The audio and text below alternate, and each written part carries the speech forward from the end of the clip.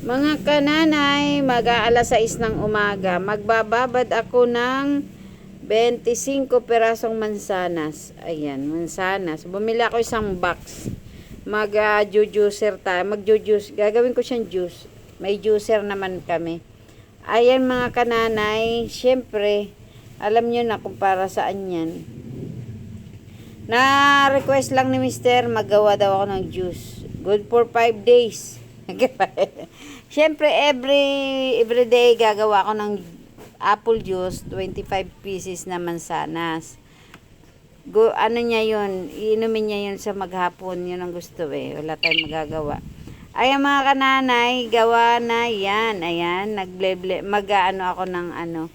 Kailangan juicer para masala yung ano, talagang juice lang siya. As in water lang ang ano lang talaga ng mansanas. Babad, ayan na, 6:45 ko, ano, madulas siya, hinugasan ko siya ng 3 times sa mineral para, syempre hindi tayo pwede kumuha ng tubig na galing gripo, gawa ng, maano siya, matawag dito, iinumin syempre, i-juice ko nga, tapos kukuha akong tubig sa mineral, sa gripo, panugas hindi. Ibinabad ko siya sa mineral at hinugasan ko siya ng 3 times. Para dyan sa ano niya. Nawala yung dulas. Madulas kasi siya nung binabad ko. Madulas ang mansanas. Ngayon, gagawin natin juice yan. Ano natin sa juicer. Ayan. Ayan, ganyan lang. O, tingnan nyo mga kananay kung paano siya magkakaroon ng maraming katas. Ayan. Literal na apple juice. Kasi nabili ako yung tinesting ko ha. Ang lasa nung binibili namin dito sa SM, sa Save More, at saka dito sa ano, iba, may lasa talaga yung galing sa kana nila. Yung ano na talaga, iba, lasang gamot. Kaysa dito na, ito ay puro talaga.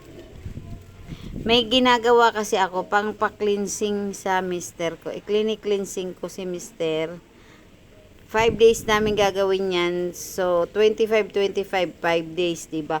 125 pieces na mansanas ang kailangan ko sa loob ng 5 araw. Ayan. Ayan mga kananay, oh. Diba nasasala yung ano, ayan, juice na talaga siya, oh. Ganyan. Ang galing niya. Pero, inano ko dyan, sabi ni Mr. wag mo na isama yung latak. Latak na nga ika, eh. Diba, sige, sorry. Ayan. Ang galing. Ayan, 2 ganyan, tsaka isang 250 ml na baso. Yung 250 ml, ayan kasi 750 ml yung tasa na, yung lalagyan na yan eh. Ayan, tingnan nyo mga kanana yung pinagkatasan. Ayan, ang dami no. Ang dami mga kananay oh. Ayan ang pinagkatasan ng mansanas. Kumbaga sapal na yan. Kumbaga sa nyog yan ay sapal. Oh. Ayan mga kananay, salamat sa inyong panunood. Ay, gagawa na lang tayo mga kananay ng ganyan kaysa na yung nabibili sa isang tindahan. May lasa talaga siya, literal. Ayan, 2 ganyan na ang aking naipon. Salamat mga kananay. God bless. Ingat po tayong lahat. Ayan. Bali, 750 ml yan. Yan ang kukonsume niya sa maghapon. Salamat!